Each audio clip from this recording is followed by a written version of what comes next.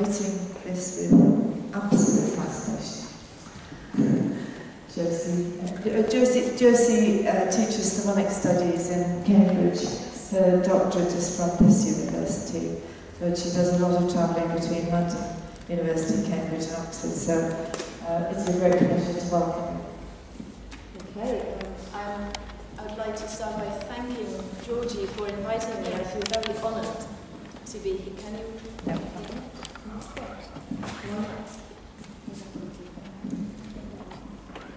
Better? Just try again, Josie. Better? Can you hear me now? Yes. Okay. I can't actually hear that I'm being amplified, so it's very difficult for me to judge that.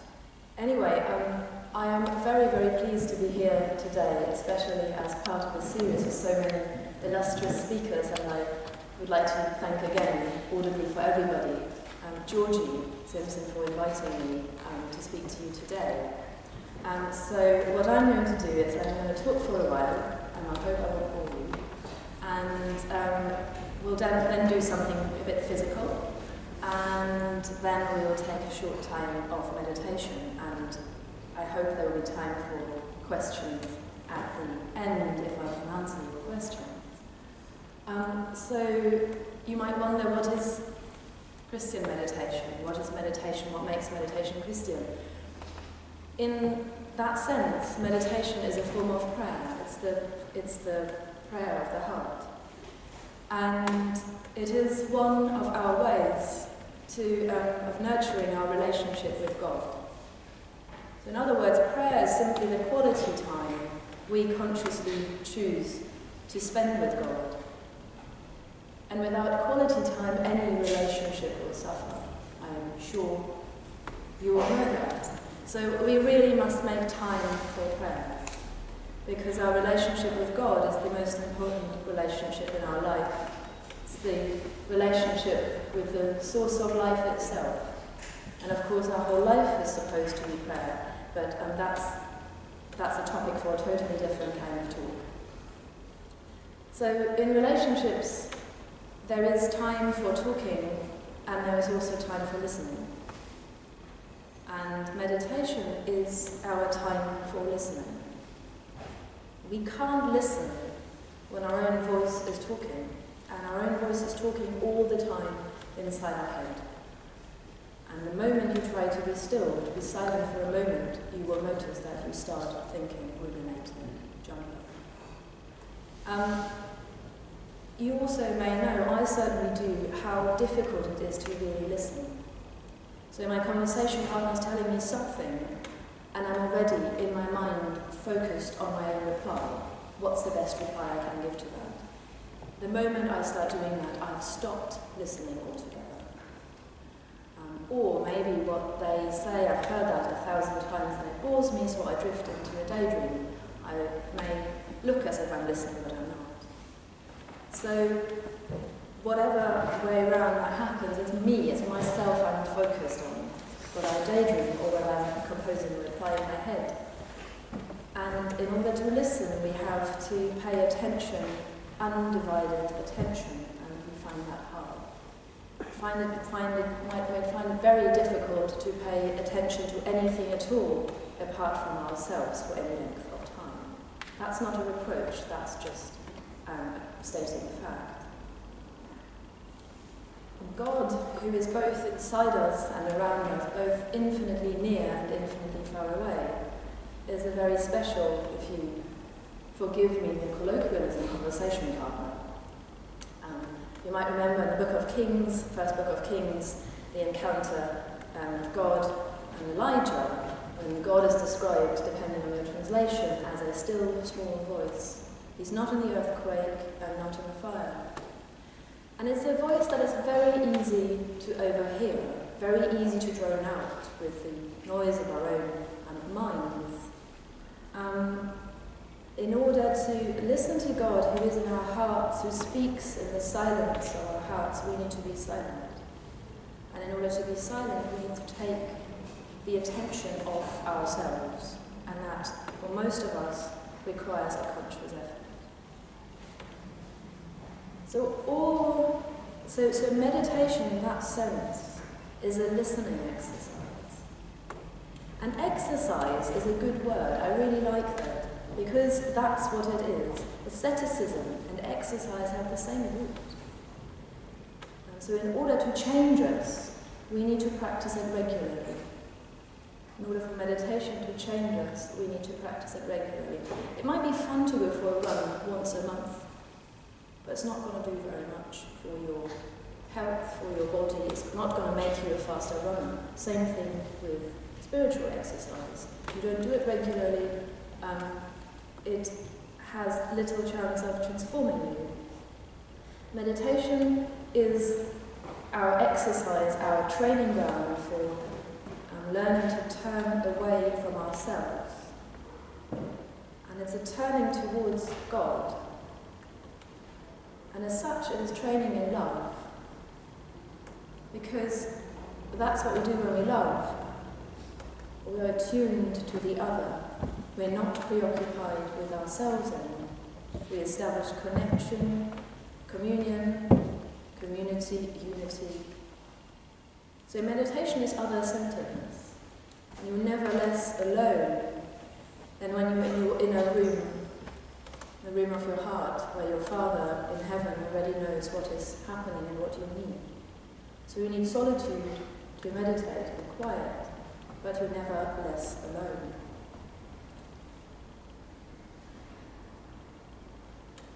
All great religions, as this series tells us, have a practice of meditation.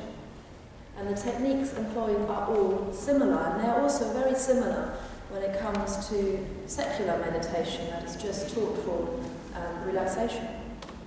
So what makes your meditation Christian is your Christian faith, nothing else.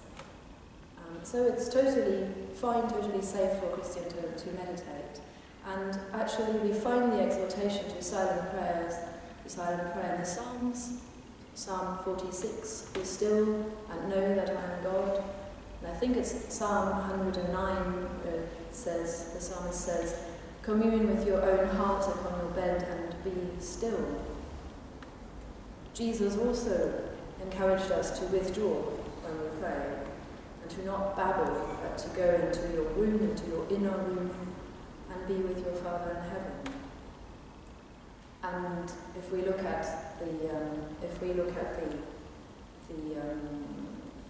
New Testament, the evidence of the New Testament, Jesus himself regularly withdrew for long periods of time to be with God, to be silent, to be still, and the greatest example of that is Lent. So Lent is actually a really good time to practice this. And the early Christian desert fathers and mothers, so this is an early form of monasticism before there were any monasteries. The hermits in the desert, they practiced this form of prayer. And John Main, the founder of the WCCM, a Benedictine monk and Catholic priest who died in 1982, rediscovered this tradition in the conferences of John Cassian, one of the desert fathers from the 4th century. So if you read Cassian's conferences, especially Conference 10 and 11, you will find the instruction to Christian meditation. You might find the language slightly archaic, but it is exactly what it is. So this mystical tradition, to come to the core of what I want to share with you today, places the emphasis on the individual's direct, intimate, unmediated relationship with God. It's a practice, not a doctrine, not a theory, not a church, not a group. It doesn't require you to say a creed or to sign a declaration of faith. It is practice, it is experience, it is being. And experience is real. It's not thinking about God. It's not trying to define God. Not even thinking holy thoughts or thinking, what might I need from God? It's also not divisive, because I'm not arguing with anybody. My way of praying, my image of God is better than your image of God, and more true. So it brings people together. You can meditate, you can pray, with people from other denominations, with people from other faiths, quite easily. On a different level, it helps us overcome our dualistic illusion, that subject-object division, I as looking at God, I as looking at you. So that illusion that we are separate, especially that illusion that we are separate from God, it is an illusion. We're not separate from life itself, we're part of it. So, silent prayer, meditation helps us overcome that feeling of separation, of duality. And really our consciousness is amazing, and I as an academic can tell you, I really like that I have it. So that amazing ability to look, to take a step out of ourselves, to look at ourselves and at others, to abstract, to plan into the future, to remember what is past, to play what-if games, to hold imaginary conversations, and to analyse ourselves. So psychotherapy, all that kind of stuff would not be possible if we didn't have consciousness. But we shouldn't live inside our minds, because the one place the mind doesn't like to be is the here and now. And also the mind has a tendency to, or the mind can't but think about things, i.e. to turn everything, including ourselves, into objects that the mind then looks at and entertains itself in. And once we're looking at something, we experience ourselves as separate from that. In order to look at something, I have to step outside of it. So we become fragmented, perhaps anxious, perhaps isolated. But we are, again, I'm repeating myself, we're not separate from God, and contemplative prayers helps us not understand that intellectually, but experience it. So it enables us to be absorbed in experience. And thus experience, reality is sacred, perhaps. Experience and meditation as experience is utterly genuine. You have it or you don't. It's also very, very authentically yours. I can't do it for you. I can't run for you. I can't meditate for you. I can write an exam for you, but I can't do anything else. I can't tell you what to experience, and I can't judge your experience. I can't see whether you're meditating. I can't tell you whether your meditation is good or bad. So experience is non-hierarchical, it's non-judgmental. So we're all the same in the face of experience, whether you are a very old monk who's almost a saint, or whether you're somebody who's never done it before. I mean, imagine something you really like doing, or that absorbs you when you're doing it. And very often it is something physical, cooking, sport. I often have that when climbing, actually on a climbing wall in a gym, so nothing serious there. But I have to focus on what I'm doing. I have to focus where I put my hands, I have to focus my mind on that and my body on that. And when I come off the wall, I am totally at peace. I might be physically knackered and I know tomorrow I'll be sore as hell, but I am utterly at peace. An experience in that sense is always in the body. So think about it, your body, our body, is the interface between us and the world. So we cannot be in the world if we're not in the body. So if we are not embodied. And if we leave this body behind, we die. We leave this world and we enter into something else. So the body also is always in the present moment, because the present moment is the only thing that is. And as such, your body never lies. So if you're tired or hungry or full of energy, you will find it very difficult to experience anything else, and to pretend that you're not hungry, that you're not tired. You might fall asleep during the meditation. And emotions are real too. And they are also in the body. So joy, fear, love, grief, we all experience physical symptoms from these emotions. And medicine now knows, medicine can now measure what is going on within the body. So adrenaline flow, how adrenaline floods our system when we are under pressure, or when we are in love, it triggers a hormone cocktail that actually is almost what a drug user experiences on a high. So you're actually high, you're not quite yourself. So trauma is also become somatized. Trauma resides in the body. So the body is actually quite central, and Christianity has tended to neglect it, which is strange because Christianity is an embodied religion. Christianity of all religions. So the Gospel of John, the very first chapter, tells us the Word was made flesh and it lived among us. So we believe that God became man at a particular time in history, in a particular place, speaking a particular language, being persecuted and crucified by particular people that you can actually verify that they existed in history. And if the human body was good enough, spacious enough for God to dwell in it, then we as Christians shouldn't neglect or reject it. The incarnation in that sense emphasizes the sacredness of everything that God has made. And in fact, the Bible says as much. So St. Paul again and again uses the human body as a metaphor for the church.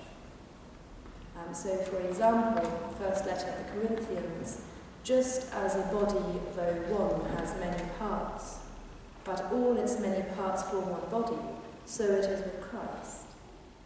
For we are all baptized by one Spirit, so as to form one body.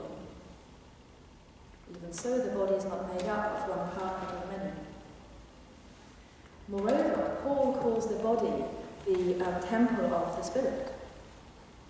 Again, in the first letter to the Corinthians, do you not know that your bodies are temples of the Holy Spirit, who is in you, whom you have received from God? I really like that image, because it makes it clear that there is a hierarchy. The body is a vessel, a temple. It is something that serves. But nevertheless it is important, because the Spirit needs somewhere to dwell. So there are parts of it that are transient, and parts that are eternal.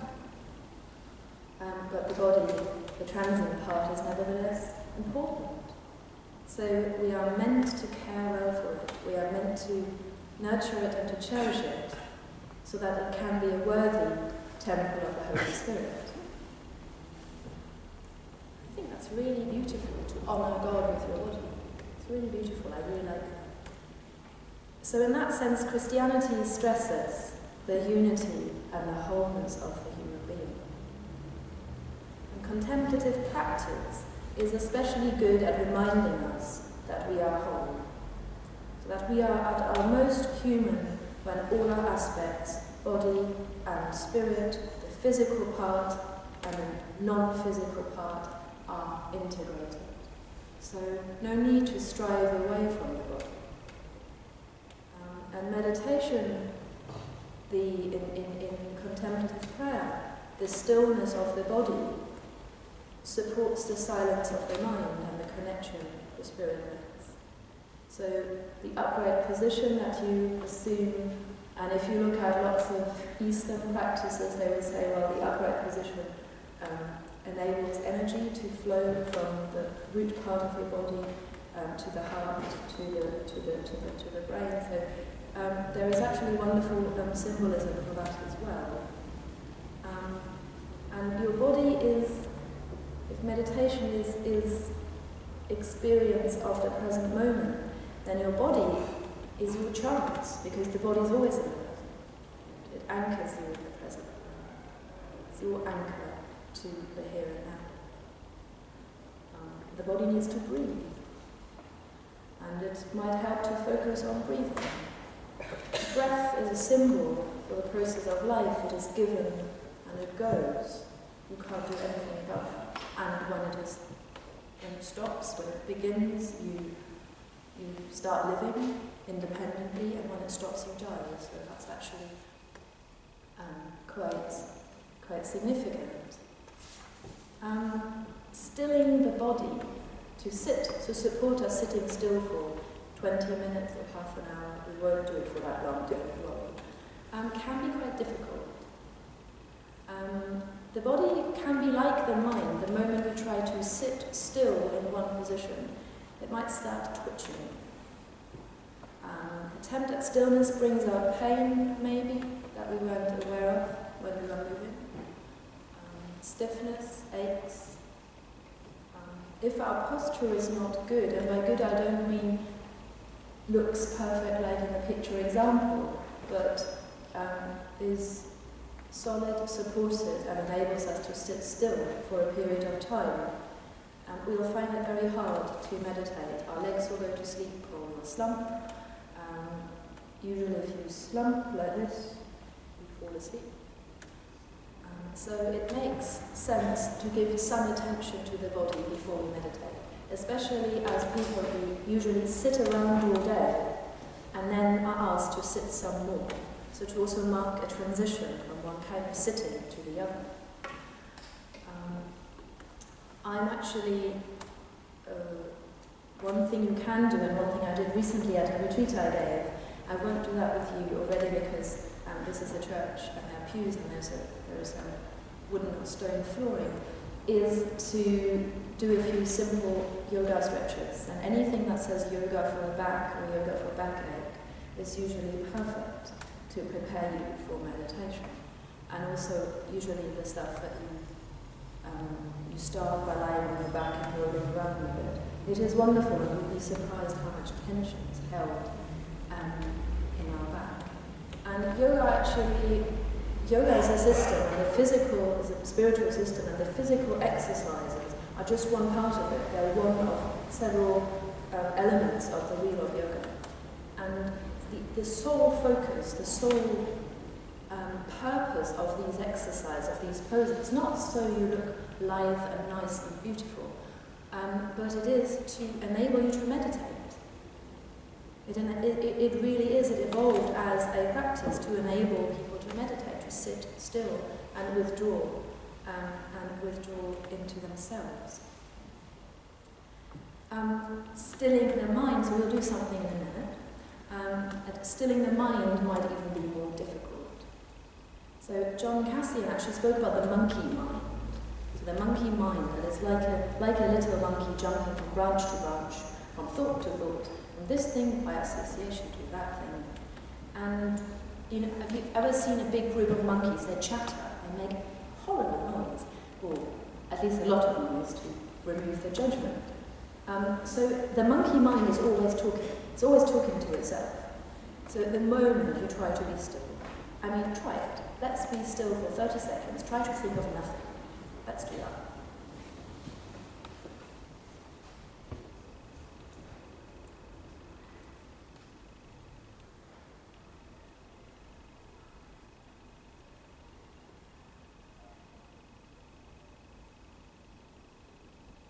Okay, did you manage?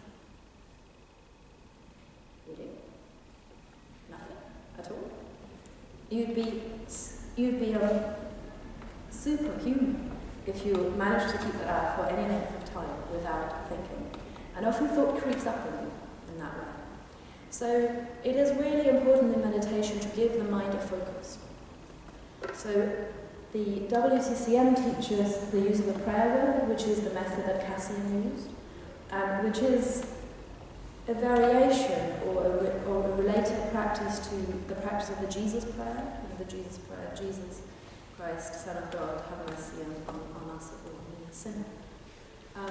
Which you repeat over and over and over so you can focus on that. Zen teachers focus on the breath. That's how I learned it initially. So you focus on the breath going in and going out. The WCCM encourages the use of a mantra, a prayer word. And the mantra is important. So the mantra should be the same throughout your entire meditation. And the mantra should be the same every time you meditate. So it's important to choose well. You can use a word that appeals to you like Jesus, or Father, or Abba, or Amen. Anything that is sacred to you. The trouble is that often these words also carry associations. So we say Jesus, and we see a guy with a beard and kind of drawn on face from an icon. We say Father, and all kinds of things might come up. So the suggestion is to use a word not in your language, and the word that Father John taught, and that is now taught by the WCCM, is Maranatha, which is an Aramaic word, and probably the most ancient Christian prayer. It means "Come, Lord." So Aramaic, the language that Jesus spoke. It's actually quite a pleasant word to say. It has lots of calm A's, Maranatha. You can tie it to your breath. In breath, out breath, Natha, or whatever way you like. However, if you already have a practice of meditation and have your own mantra, please stick with that. It's not prescriptive. I can't see it, and I'm not interested in how you do that.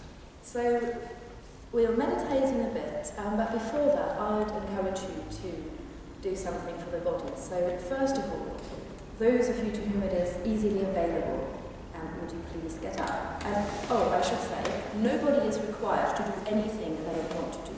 So this is not a military drill class or anything. And just maybe actually, if you're sitting not too far in a queue, maybe walk around a few steps. Get up and don't just be in the space for a bit. Oh, this is cool. I can walk around and you can hear me. Wow.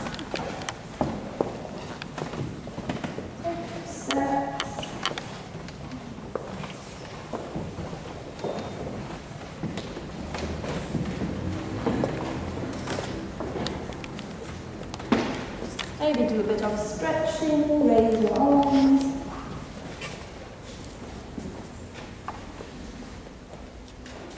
So see whether there's any tension in your shoulders. We usually carry a lot of tension in our shoulders, right? So they might actually be really stiff. So you could circle your shoulders. One shoulder like this, and the other shoulder like this.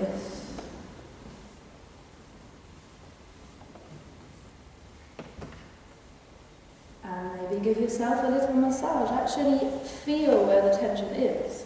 I know mine is down here. Feel where it is. And maybe you'll find you're actually very soft there. There's nothing.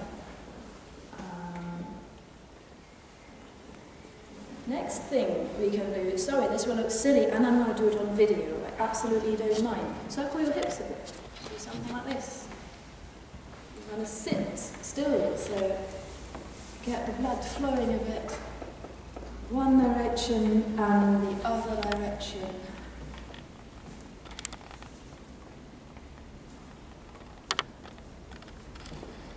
And we'll do something else that looks really, really silly.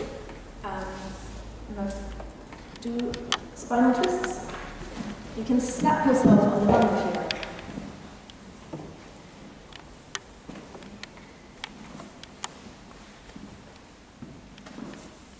Yourself down. You might see that that's where you have your tension in your legs. Usually a lot of tension is carried here in the hip flexors. They tend to be incredibly stiff, both for people who do a lot of running or people who do a lot of sitting. So that's maybe something to really look into. Also, what we could do is do something for the neck. So let your neck hang, feel how heavy your head is. It's probably really heavy. It's actually two heavy bits on the person. It's the hip, the pelvic belt, and it's the head. And do semicircles. Don't go all the way around because you want to hurt your neck. But do semicircles and feel that you might have tension there.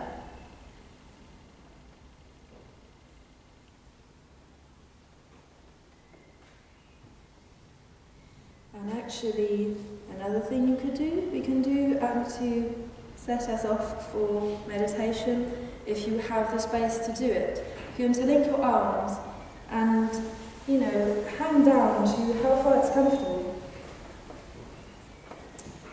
And feel how heavy you are. And your lower back will love it. But don't try to strain, don't try to reach the floor. Make sure you have no tension there.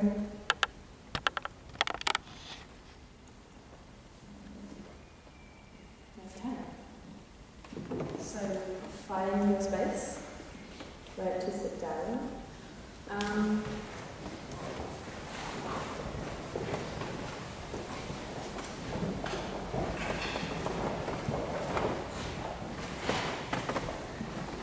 And you will see that some people like meditating kneeling on cushions or sitting on a cushion, on a round cushion with their legs crossed, or kneeling on a prayer bench. That can look very cool.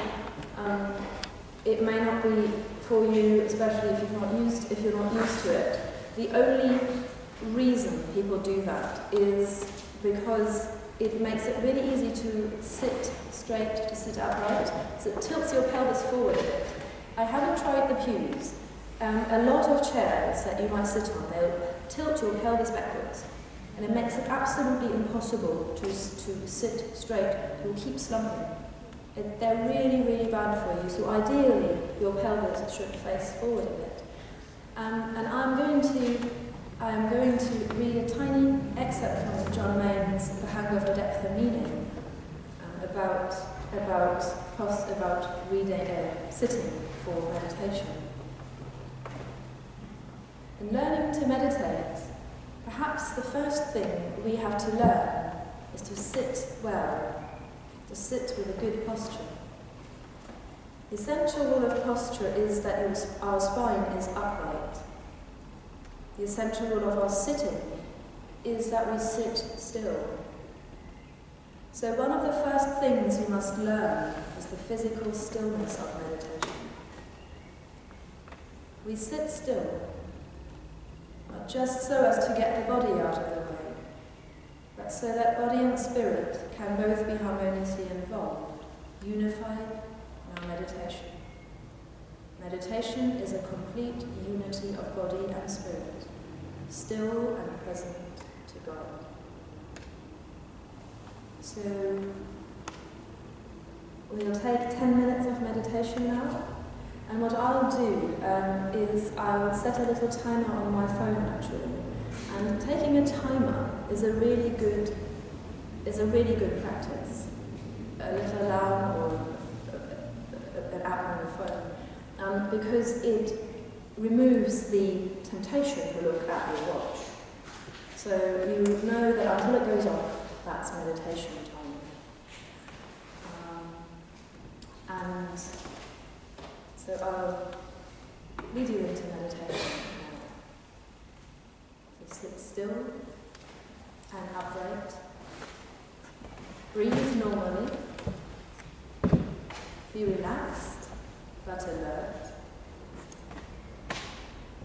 Make sure your shoulders are down, that you're not pulling up your shoulders, and that you're not clenching your jaw. Jaw muscles are very powerful and can give us pain.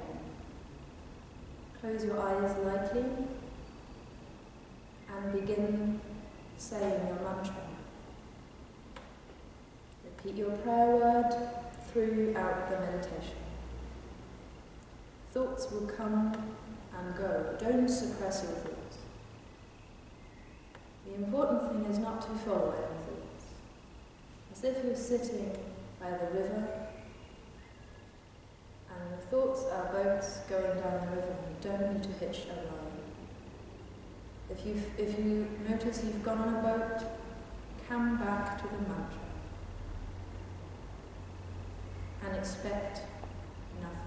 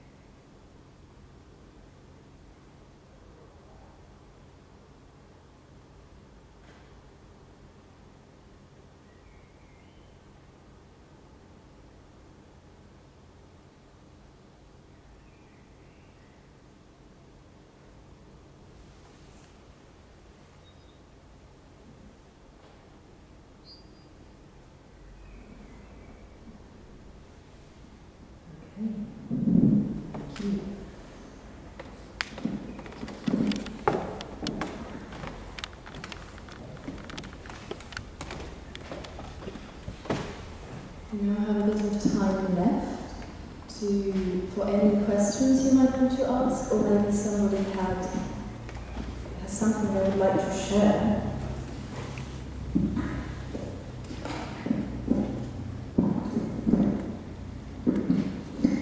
I'll just hold it. Any question? If you do have something you'd like to say, please raise your hand and I'll read them with you as quickly as possible so that we can all hear the question. Otherwise, I have a question. So, for who has never meditated before? Okay, so all have some kind of experience of that. That's interesting to know.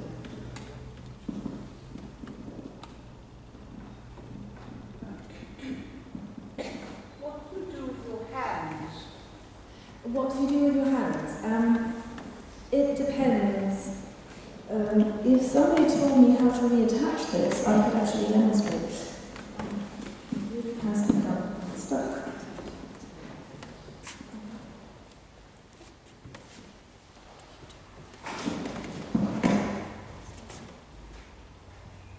Sorry.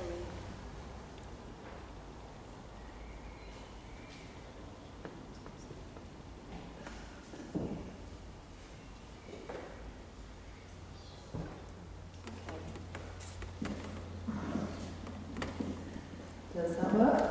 Good. One thing to do if you're sitting, you can just put your hands on your thighs, or you can put your hands on your thighs like this, turning your palms up, which is a gesture of invitation, but it may also give you strain in the shoulders. Some people, I like to do this, put my hands in my lap, which is a kind of nice closed circle thing. Some meditators do this, they do thumbs and index fingers, they put them on their knees. I find my shoulders tense with that. That will probably also work better if you're actually sitting on the floor. But as long as your hands are still, it's fine.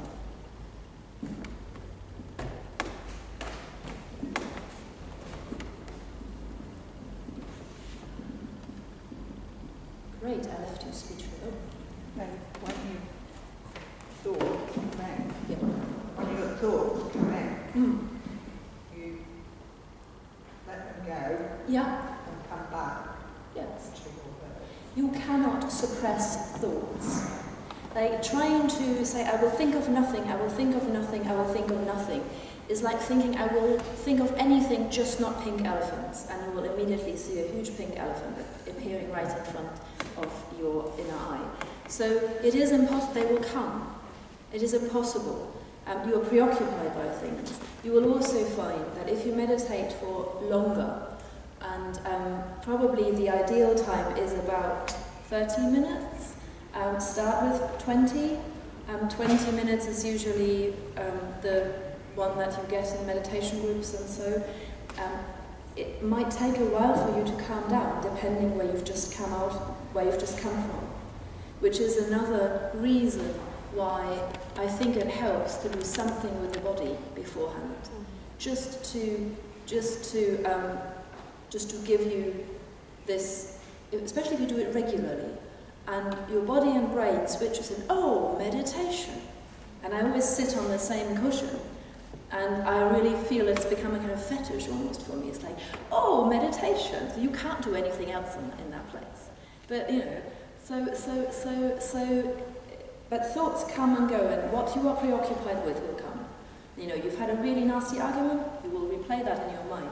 And the important thing is, once you're aware of it, don't follow it. Don't think, oh, what could I say now? But it's like, oh, I'm thinking, okay, let's come back to the mantra. I found it very helpful, the image of the boat going down the stream, because I didn't have to get on board the boat. Yeah. It just went. But you will go, if you go on one, fine, you know, just call stop and get off. Yes. But another boat came on the street. I Right. I was reading with the boat analogy. I was reading recently to name what it is that's going on with you, Yeah. and let it go with the boat. What? Sorry, can you? So with the boat analogy, Yeah. when something comes up, Yeah. is to name what it is Yeah. that's going on and let it go with the boat. Now. Yes, absolutely, absolutely. Let it go, and something else will come probably. But you can't. If you try to suppress thoughts, you will not meditate, but you will spend the time focused on suppressing thoughts, and that's very frustrating. And you're also bound to utterly, utterly fail, get annoyed, and give up. So, don't. Yes, I like the idea of the body and the soul, because this holistic approach, it dates from thousands and thousands of years ago. The Greeks never thought of separating the body with the soul. So really, I think it's quite important to keep a healthy body so that you can meditate. Yes, and I think it is our. I think somewhere, with the emphasis on strive for heavenly things and not for earthly things, something happened, and there was this long period in the Middle Ages, the mortification of the flesh and self-flagellation and things like that, and I don't think it is helpful, that approach at all. We are embodied, so how are we going to go from the body? I think also just want to add, because I'm a great devotee of Santa Teresa. Yes. Yes. Yeah. And when she went, and they were all bare feet, and she's saying, no, you got to put shoes on, and you got to keep warm. So she put a lot of emphasis as well in the well-being of the body, and not to suffer needlessly, as you say, not to mortify the flesh. And also, if you want to turn that on I cannot imagine reaching a level of detachment from the pain in my own body to actually be able to focus on anything but that. I mean, I have a small cut here. It's tiny, it's minuscule, but it's at the moment the biggest physical sensation that I have. So if you're actually trying to focus, if you're trying to focus on spiritual things, if your body hurts, it will pull you down, I think. So a couple of things that you said. You said about the mind does not like the here and now. Yeah. That was one thing. And then quite soon afterwards you said, if we look at something, then we may become separate. So I find a struggle in my own mind to understand those two things together. So if I'm walking along and I see a beautiful tree, then I might wish to be in the here and now with that tree as I see it. Yes. But also, so could you explain that a tiny bit more? Yes. I don't meant to conflate the two things. I think it is more that when you need, we are made the way we are made, and we cannot undo that or redefine it. So of course you are with the beautiful tree. But you actually said something really, I like your phrasing. You want to be with the beautiful tree. Yes. And you are there and you contemplate the tree. Yes. What you don't do is, okay, let's think about the elements that this is composed of. Let's think of what actually makes the wonderful colour of the flowers. You're not doing that if you are with the tree. Yes. But there is, of course, the time, if you are a botanic scientist, to do just that, to look at how the tree is made. I study poetry, and I'm doing the most horrible thing. I take poems apart. I also write them, but I also take other people's poetry apart. And how is it made? How does it achieve its effect?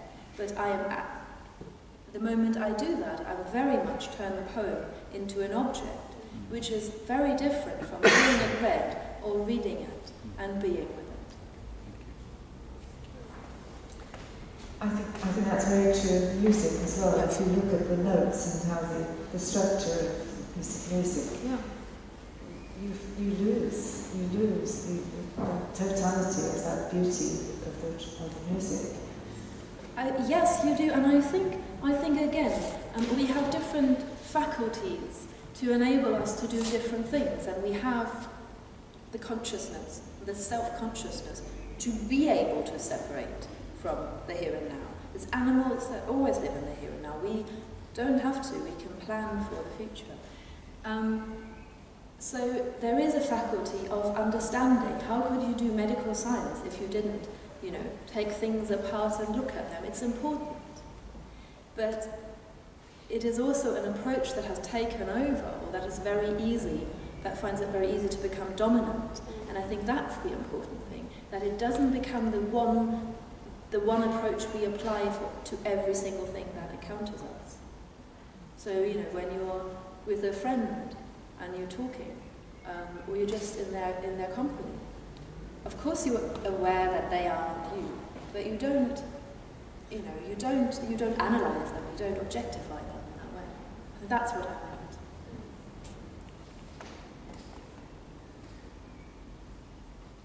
We have time.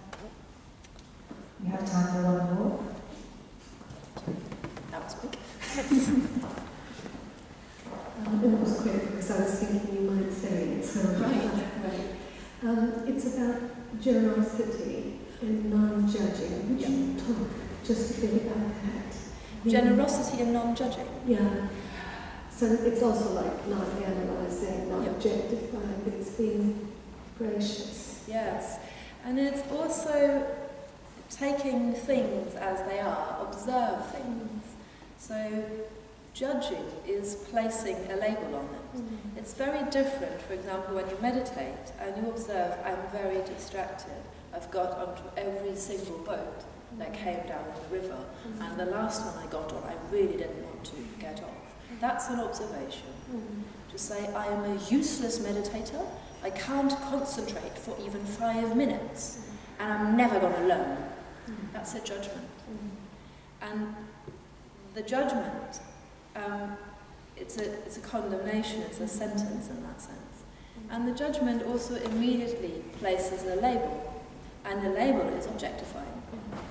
So I have myself down as a bad meditator, or I have myself down as as a public speaker who tear off her own microphone. As long as I don't see that as a negative quality, that's just what it is. But maybe I'm also more than that. So in a sense, and also assume, this is something, I guess, that Christian practice teaches, and also experience teaches, that everybody is carrying their own burden, maybe in a way that's very different from the way you carry yours, and to be generous to accommodate different ways of expressing different ways of prayer. And I think if you've had that experience, you will feel less of the urge to argue with others that your way of doing it is right. I don't know whether you're prone to doing that, but some of us are. Okay?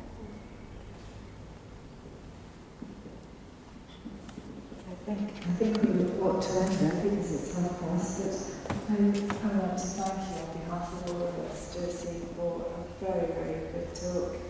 Very inviting us to do this. Thank you very much It's a pleasure. for your attention.